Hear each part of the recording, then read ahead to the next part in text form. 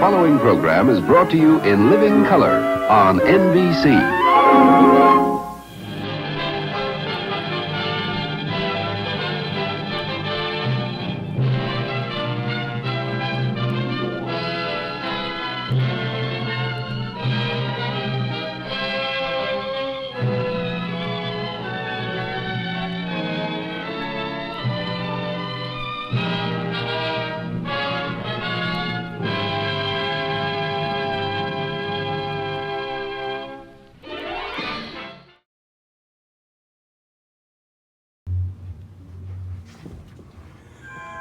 Well, howdy, pipe pals. Good evening. That's on me, the old holy smoking pipe powder. Well, I'm here with one of my wonderful Dunhills. Just a real simple evening tonight, Sunday night. Beautiful, beautiful autumn evening. And in this Dunhill, I'm smoking a little just basic Navy Flake from the Briar Patch. It doesn't get any better than that. Autumn, Dunhill, Navy Flake, and me.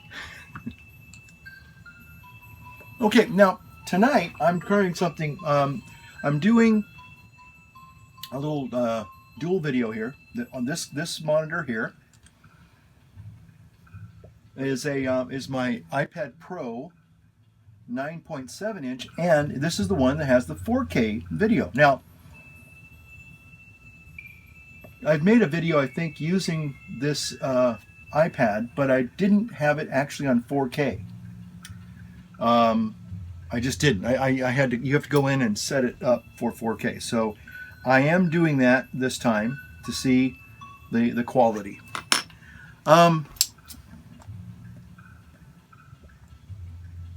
Last week we had a nice parish event where we had what's called a healing mass, and I had a wonderful parishioner who did some video photography for me. And they used a couple of two Sony cameras. And again, I haven't used the ABC HD codec in a long time, primarily because I use my Apple phone, my iPhone 6. This is iPhone 6 here.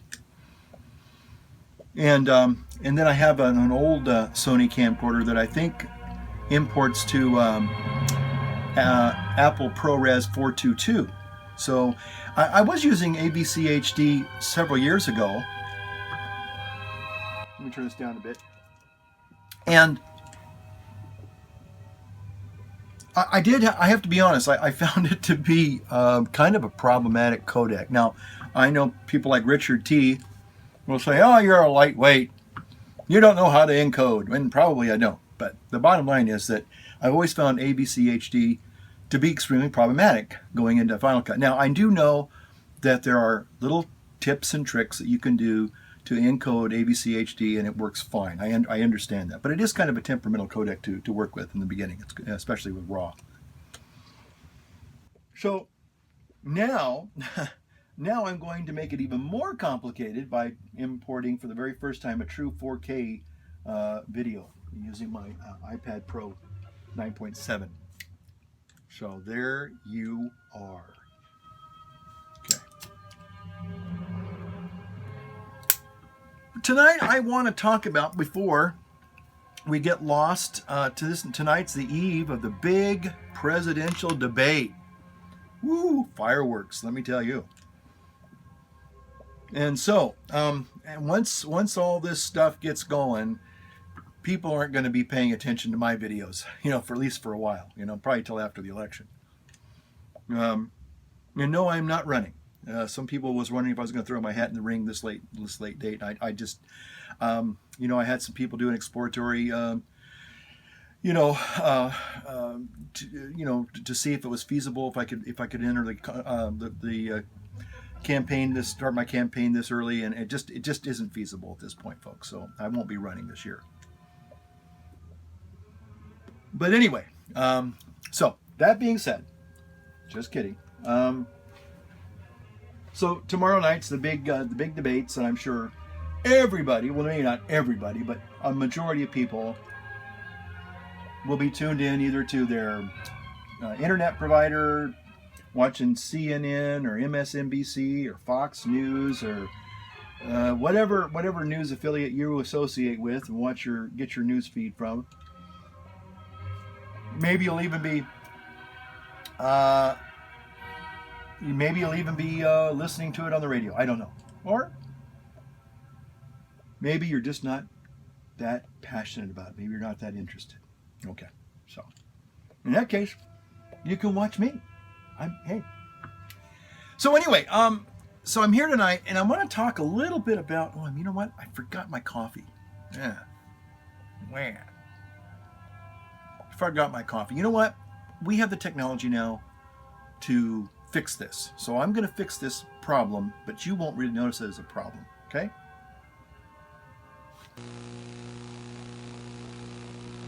I started smoking a pipe because I liked the smell. First, I smoked raspberry glop and smelled like a walking fruit salad. Then I tried Angel's Breath, and the chicks went wild. But Angel's Breath tasted like dragon's fire, so I gave up the chicks to save my mouth. Then I tried Carter Hall, cool and smooth, and the aroma. Oh, the chicks are back. Pass the word, the chicks are back.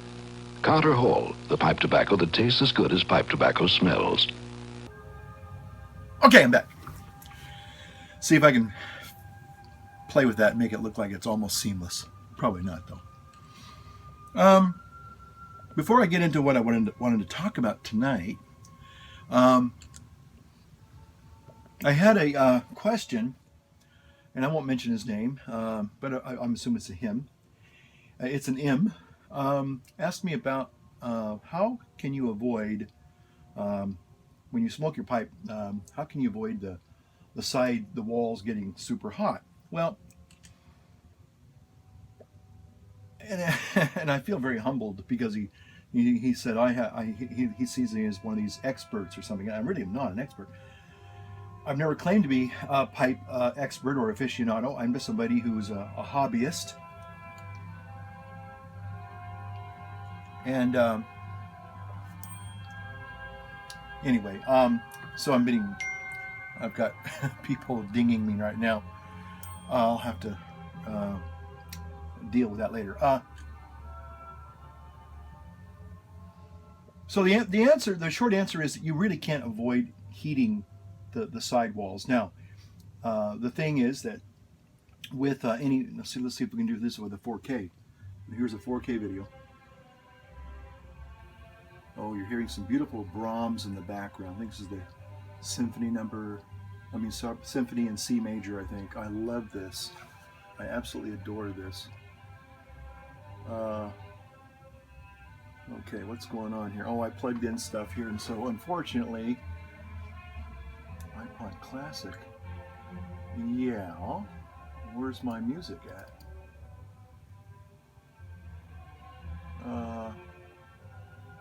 Anyway, this is Brahms, Symphony No. 1. I think it's in C major. Anyway, bottom line is that it's getting back to the pipe. So, the best thing I can recommend is when you're smoking your pipe, you don't puff really quickly.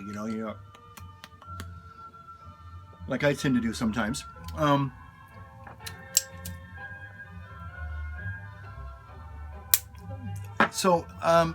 the other thing too to remember is that if you have a pipe that has thin walls, you can see the thin walls there. This doesn't really have thin walls. This has really thick walls. It will tend to smoke hotter, and that's just physics, I guess. Again, we have a controlled, combustible mixture in this bowl, this chamber. I mean, it's just like walking around with a little fireplace. It really is. That's why a lot of people used to enjoy smoking a pipe on a really cold day, because it would, have something to warm their hands. Okay, so I hope that helped. But again, just take your time, and again, just know that that's just kind of part of it. It's sort of like, when a pipe also has the condensation. It's gonna happen. So you just prepare for it. That's all.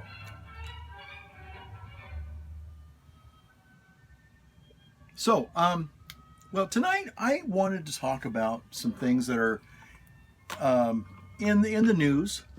Yeah, I want to get a little. I guess I'm going to get a little political tonight. And I know I'm really going to get some thumbs down. That's okay.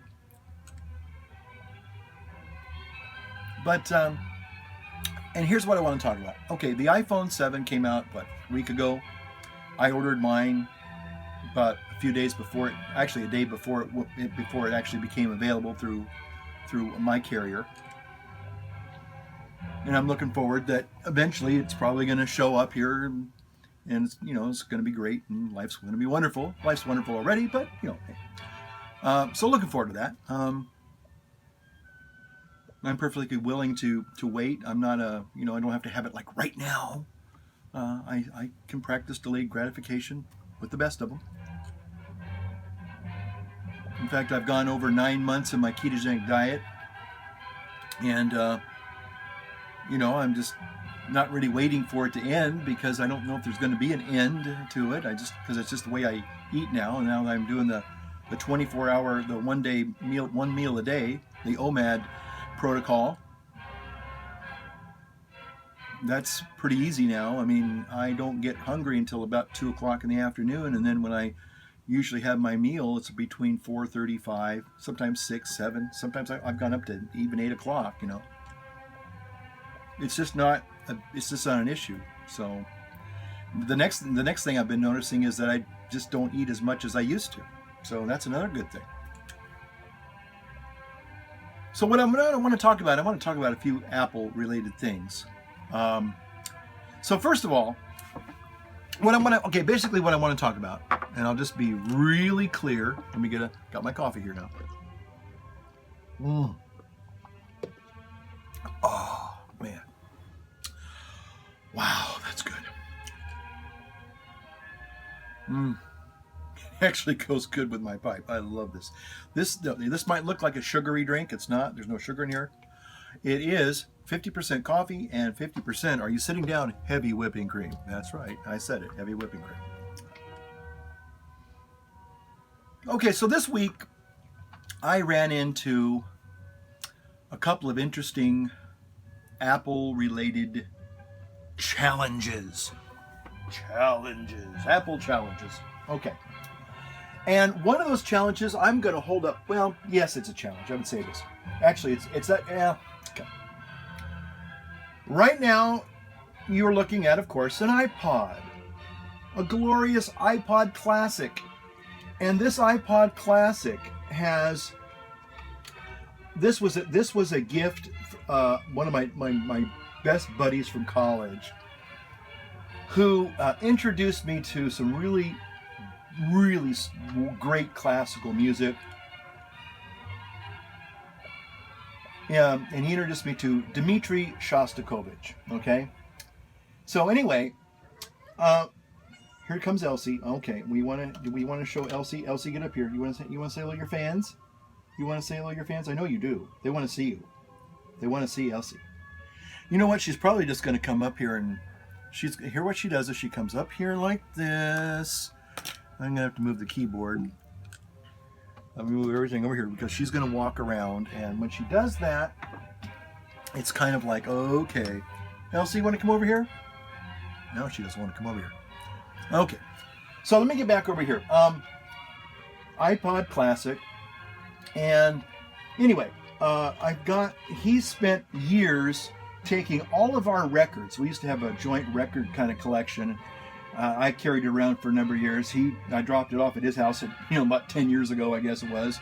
Long story short, he began to digitize all these wonderful LPs, things that have been out of print. In fact, some of these LPs were records that were played for me when I was a baby. It goes back, and they're all on here. This is like a mega history of my life, musically. So anyway, it's got everything. It's got Scottish bagpipe music. It's got all the records I had in college and all the records that he ever had in college, and records that we shared and talked about musically, and we went to music school together. Anyway, long story short, we were partners in Long Sitting. Anyway, ooh, look at that flame. Look at that flame.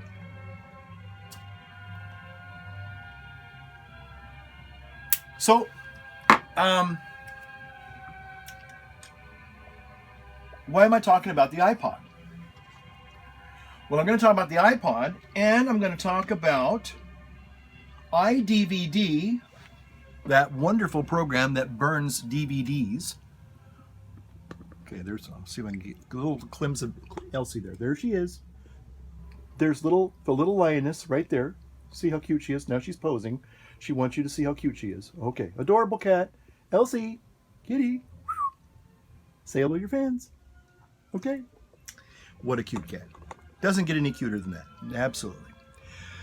So, iDVD, iPods, and the new iPhone 7, minus the 3.5 audio jack. You're probably wondering, well, where are you going with all this? Well, where I'm going with this is the fact that Apple, and let's not forget, 3.5 floppies and optical drives. Again, all of these things that I've just talked about are things that Apple used to really put in all of their products at one time, and now they're basically DOA. And I discovered that, I didn't know that iDVD has been kind of taken off of life support. And it doesn't work in iDVD does not work in El Capitan, and it certainly doesn't work in MacOS Sierra. So the problem is that I've noticed also that iPods, now they're technically, you can still kind of find them on the Apple Store, but they're not in the main menu. When you go up there and you see, like, it says Mac, it says iPad, it says MacBook, it says the other products that they have. Anyway, it used to have iPod. Not anymore. Now you can scroll down, and kind of beneath the line there, when you go down looking at other like accessories and other like software and other third-party things, it'll still say iPods. But clearly the iPod has been removed from the thoroughbred stable of Apple products. So now, does that mean they're not selling them anymore? You can still find iPods, little shuffles and nanos and classics and the iPod Touch. But are they going to refresh them and keep them in the Apple lineup? I don't think so. And that is one of the things that I have to say is kind of regrettable about Apple. They make great products. My original iMac is still running. In fact, the original iMac is the only machine that will burn, or at least work with iDVD to burn a DVD. I thought I had one here on my desk, but I guess I don't. One of my parishioners said, actually, we were talking about this video mass that we did, and I said, hey, maybe I could make you a DVD. And she goes, I'd love that. And so I thought, no problem. I got iDVD, and that's why I've used that for years. I haven't used it lately, but I used to use it all the time. So anyway, I found out to my surprise, and I have to even say a little bit of my sadness, that when I went to launch iDVD and burned this DVD, didn't work. And I did some research, and I found out that El Capitan, which is what this Mac here, my older Mac Pro, it doesn't, iDVD does not work on El Capitan, nor does it work on Mac OS Sierra. Mac OS Sierra. So anyway, Lion, Snow Leopard, Mavericks, I think, it'll run. But they phased out, unbeknownst to me. I mean, I didn't get a memo from Apple or anybody saying, "Hey, by the way, iDVD is no longer going to be functioning in the new operating system." Okay. Now, they used to say incompatible software, but they kind of stopped doing that. I guess they just decided they don't need to tell you. So they got rid of iDVD, basically. It doesn't work in the newest operating systems. And that's a real sad thing, because that's a great little program. iPods. This was pretty much what turned Apple around. As much as I love the iMac, and many people love the new version of the iMac that Steve Jobs put out when he came back after he'd been exiled for a number of years, and he came back and he made it big with the first iMac. You know, the colorful ones, the big, they look like little chrysalises or cocoons or something. A little like a bug was something great was gonna hatch out of that thing. I don't know if that was intentional or not. But the thing is that the iPod is really what I think, and then of course later the iPhone that followed that. Those are the two big, huge consumer items that just really just made Apple just go and become the great Goliath it is today. So they got rid of iDVD, you know, they got rid of the optical drive just a few years ago with the MacBook Retina. That was the first one that came out. Well, actually the iPad Air was the first Apple Mac or MacBook that decided, hey, we don't need to, we can make this thing slimmer and sexier and more portable, right?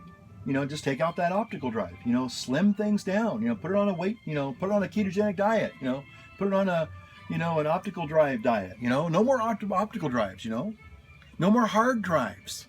Everything started getting smaller and smaller, flash storage, you know, whoa, who knew? So, is it any wonder that Apple is going to phase out, has. They, rest in peace, 3.5 audio jack. It's gone. It's history, folks. Get over it. Now, I would say if Apple did what they've done with other stuff, and again, hey, I'm not complaining here. I know a lot of people are really, really ticked off that Apple took out the 3.5 audio jack. To which I say, if you don't want to have a smartphone that doesn't have that, then go buy a Samsung. You know, just make sure you have a good insurance policy when it blows up in your head. You know, that's okay. Got nothing against Samsung. Have no hate for Samsung. So don't be hating on me because I'm just, you know, pointing out a fact that those phones have some problems right now. They'll fix them and they'll be fantastic again, you know. But I guess I have to say that as much as I get sad when I see Apple retiring, whether it's hardware or software, there's a bit of sadness and there's a little bit of awkwardness. Absolutely. The challenge was, okay, how, dear reader, dear viewer, am I going to survive in a post iDVD, a post 3.5 jack, a post, you know, optical drive? How am I going to survive? How am I going to operate? How am I going to function? How am I going to live without these wonderful pieces of technology that I've grown accustomed to? Well, the answer is that you adapt and you move on. So with the 3.9, I haven't gotten my iPhone 7 yet. I know there's the hiss gate. This is, you know, there has to be always some kind of a gate with an Apple iPhone. See, with the 6, it was the bend gate. I even did a video about that a couple of years ago. Afraid I showed some salacious photographs trying to make my point that if you're going to carry an iPhone in your back pocket and you have a rather large derriere, chances are you probably will bend it if you sit down on it. It's like, come on, folks, use a little bit of common sense. One of the things that I know that a lot of young people just love to do, and I understand, it's sort of like pipes and softy bits. They don't like to have cases.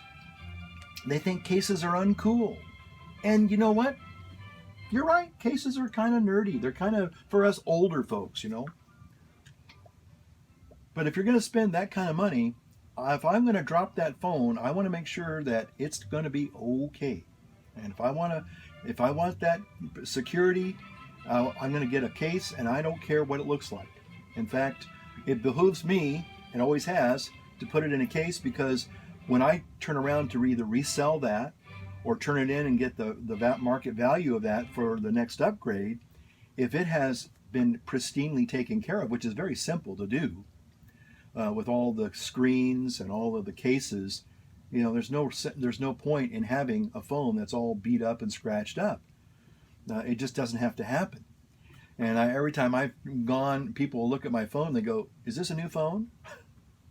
Because I take care of my things, okay? I've seen a lot of young people who have cracked iPhone screens, have scuffed up iPhones, but they don't have a case because cases are uncool. And you know what? If that's what you want to do, then do whatever you want to do, okay? So anyway, so people are kind of belly aching about this whole 3.5 audio jack. And maybe you're one of them. Maybe you just really detest that Apple has the quote-unquote arrogance to take out the 3.5 audio jack. And that's, hey, you can make your own rant about that if you want to. I've seen a lot of them out there. But at the end of the day, the reality is simply this. Do I miss my optical drive? You know, I miss the optical drive, but when was the last time I actually used an optical drive? I could probably count it on one hand, minus, 3 fingers. Maybe twice, maybe in the last 4 or 5 years. True. I mean, we download everything from music to movies. Everything's all streaming now. It's all, hey, Apple TV. Again, when was the last time I really, truly needed to burn a DVD? Well, with the exception of this week, probably maybe 4 years ago I burned a DVD. 3 years ago at the least. And again, it's trying to be backwards compatible with the older technology to, maybe somebody doesn't have the ability to maybe play a flash drive video.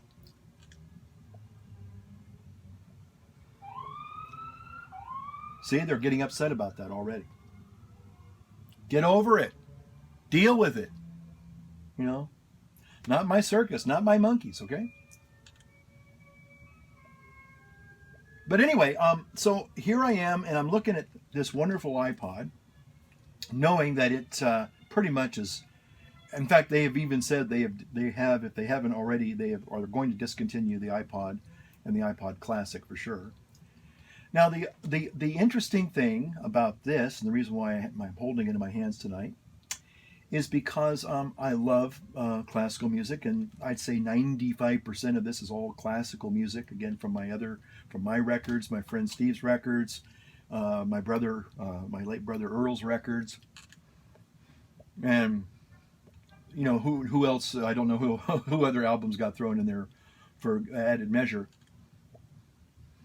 But believe it or not, and I'm doing this experiment, started yesterday. So this has been playing continuously, nonstop, for over 24 hours. And you realize how many, not just hours of music is on this particular one iPod.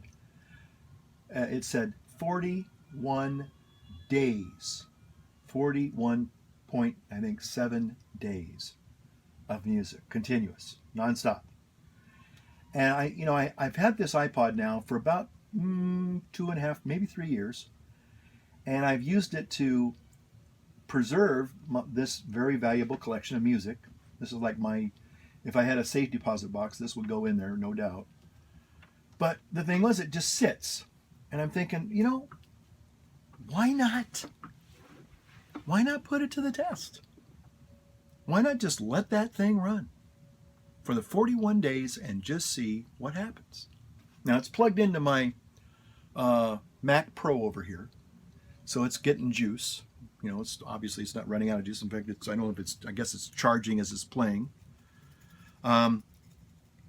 But the other thing is that I used to listen to, I still do, KXPR, FM 98.9 from my old college, Sac State in Sacramento.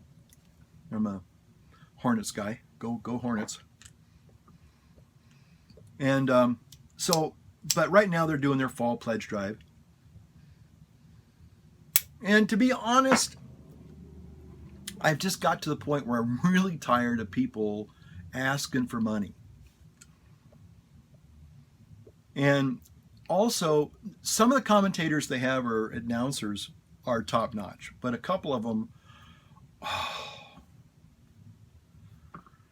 I don't want to run anybody down. I'm not going to mention any names. But one of the commentators makes the most inane and sometimes asinine comments about the music. It's like, just shut up and play the music. Now, if you want to tell me something historical that is truly interesting and really will add some depth to the music, hey, I'm all for that. But one of the commentators just makes a bunch of silly, snide, stupid, snarky comments. And it's like he's trying to be witty and he's trying to be funny and he's trying to, and it's like, it's not working. It's just not working, And the guy, I mean, if he did it like once in a blue moon, he gets like, okay. But he's on and on. He's constantly, like, just play the music. Just, Brahms Symphony No. 1 in C major, or C minor. Play the music.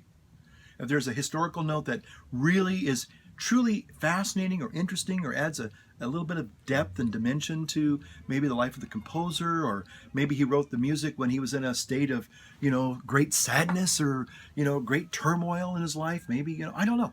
But the guys, and there's another person there that they completely botch the language pronunciation. Oh gosh. They have a couple of really excellent announcers, but they have a couple of them that are just, and then the other thing that I really, really resent, can I share this with you? What they're doing now is like commercial radio. They'll take out a movement of a symphony. They'll play maybe one, like Gustav Holst's The Planets. They'll play just one, excerpt from that. What? That's like dissecting, something and just saying, well, I got some liver here, and here's the liver of a dog or a cat or a horse, and they there's integrity in music, and when you start chopping up just because, well, I like this movement, so I'm going to play the second movement only. You have to play, I believe, the music in its entirety as it was written. When you start chopping it up for commercial reasons, that's wrong. And that also really, really gets me. I'm not going to mention the other things that gets me, because that gets a little more political, and I don't want to do that. But the bottom line is that it just got to the point where I said, you know what? And the other day I was going through my drawers, my desk drawers, and I found my little iPod here. And I said, you know what? I've certainly used this as a storage device, and it holds the library, and I just transferred it to my Mac Pro. My Mac Pro that you see right over here. But I've never played it. I mean, maybe take it for a walk and play it for half an hour. But there's 41 days worth of music on this iPod. It's amazing. Totally amazing. So I said, you know what? Why not use it? Why not celebrate it? Why not enjoy it? Why not listen to it? So that's what I'm doing. Instead of playing the radio with all the stupid commentary and all the stuff that drives me nuts, and it really makes me upset when I hear people, chopping up pieces of music, like it's, whatever, No, sorry, folks. That's not the way it's supposed to be played. Play it in its entirety. It has integrity. Thank you.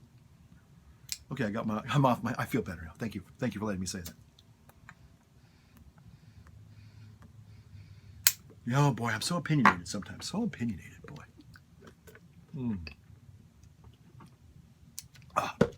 So anyway, I don't know what your feelings are if you have an iPhone 7, if you're going to get an iPhone 7.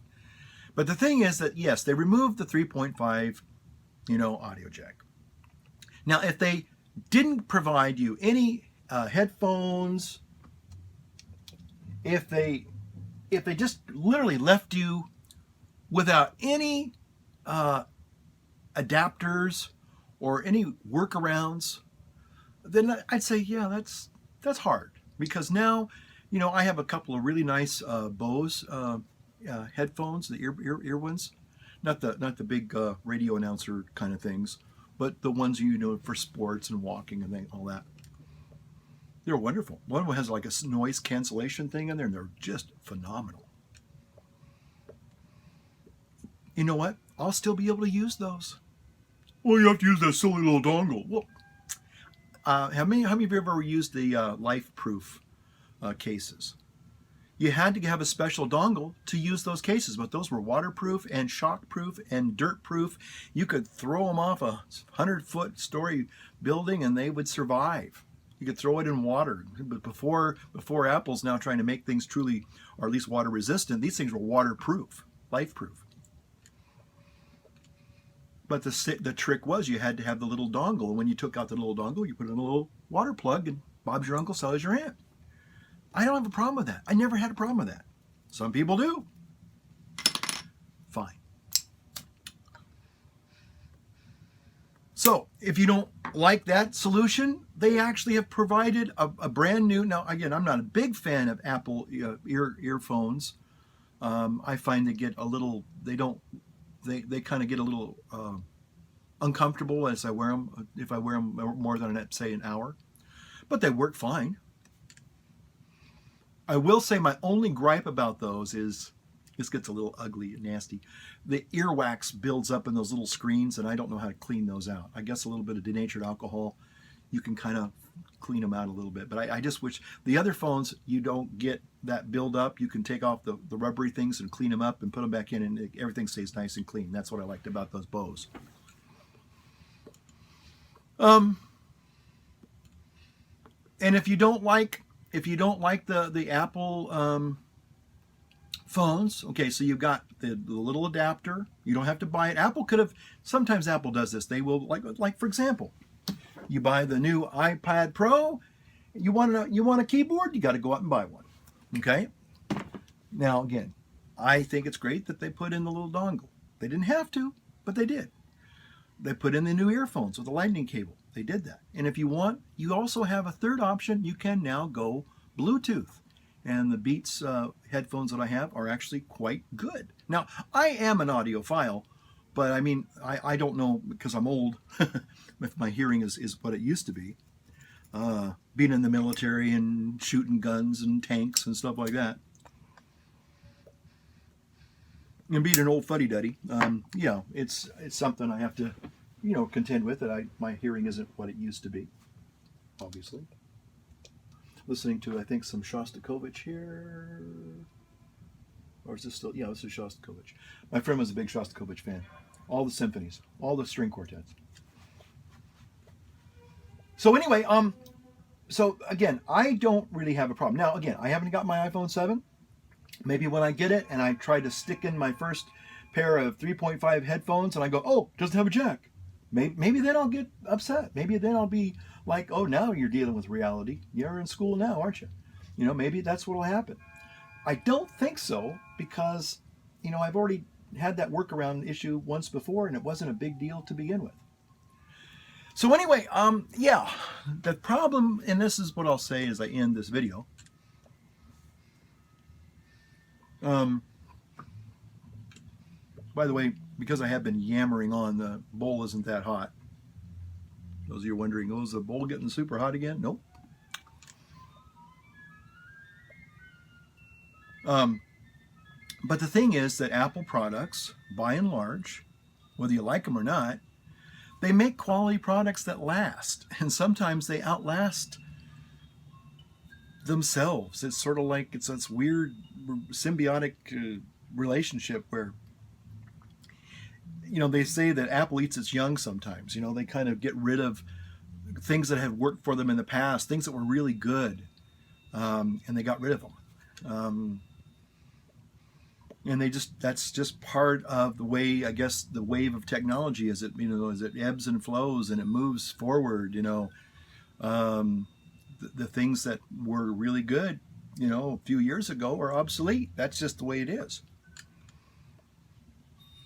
And who knows what, the next 3 or 4 years will bring. I mean, again, within the last 3 years, roughly 3-4 years, we've seen the elimination of the optical drive. We've seen the elimination of certain software, things like iDVD and Final Cut Pro 7. It used to be Final Cut Pro 6. That's obsolete now. Shake was another fantastic compositing program for the longest, well, I wouldn't say the longest time, but for a number of years, all professionals, at least a lot of professionals, were using Shake. I don't know if anybody uses Shake anymore, but that was an awesome program. It just sits on my shelf now. And iPods. They'll probably be people's desk drawers, or they'll be in somebody's little plastic storage bin. And what's this? It's like people run across a Sony Walkman. So what's this? It's a Sony Walkman. What does it do? Oh, it plays these things called cassette tapes. What's a cassette tape? But the thing is that I think in some ways that's a positive thing. Again, about Apple products, and even the Apple ecosystem, is that, chances are if you buy an Apple product today, I can say, 10 years later, that product will still be up and running. It may be obsolete, but it will still be running and functioning. I have an iMac from 2007. We're just about at 2017, folks. That's 10 years. 10 years. Where does the time go? Let me ask that. So anyway, I just wanted to get on here, and that's what I wanted to share tonight. My love and my frustration at times when technology changes. And I've had this conversation with you all before, as many of you know from my other occitant ramblings and videos. But again, it's an autumn evening. It's a nice time to just sit and relax and enjoy a pipe and to kind of share some thoughts and insights and opinions and do some ranting a little bit along the way. That always feels good. So again, get ready to watch the big debates tomorrow. So maybe you can put a comment and just tell me, are you going to watch the debates or not? Yes or no? Anything more than that, you're welcome to share.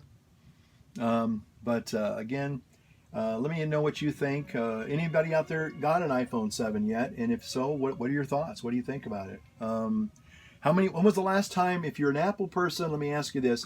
When was the last time you used iDVD? Maybe you use it every day. I mean, again, there are some people that have used an older iMac or MacBook Pro, and maybe they'll still use it. I mean, that can still do a lot of great things. It's just that, some of the technology that was state of the art, say 5 years ago, is clearly obsolete now. Firewire. I used to love Firewire. In fact, that was my solution to AVC HD. If it had Firewire and I had AVC HD codec, hey, as long as I got Firewire, I'm good to go. I guess that's why when I got these little videos last week and they had AVC HD, I went, ooh, yeah, I remember that. Okay, let me see how I can do it now.